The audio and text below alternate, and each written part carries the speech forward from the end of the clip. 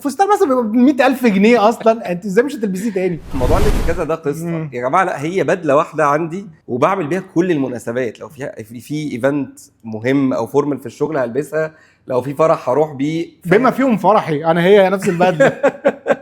اصل مش بنغير، هي دي. بس البنات بقى عندهم مشكله كبيره بقى في الفستان، ان الفستان ده انا لبسته في حنه سالي مش هينفع فرح امل. لا اصل محتاج شافوني بيه ومش شافوني بيه، والفستان مثلا بيبقى ب 100,000 جنيه اصلا، انت ازاي مش هتلبسيه تاني؟ خلاص اتحرق، ده ما ينفعش البسه طب تاني. بالنسبه للبدله بتاعتي اللي الدنيا كلها شافتني بيها في كل المناسبات عادي. ما يصحش تروحوا معانا الفرح كده، اتعرونه. ومثلا في الاخر يقول لك ايه، نتمنى للاطفال نوما هادئا.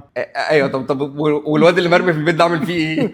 في المطلق يمكن نتمنى لهم نوما هادئا. يا سيدي شكرا، يعني شكرا جدا. هو فعلا تعبنا شويه في النوم، بس الحمد لله.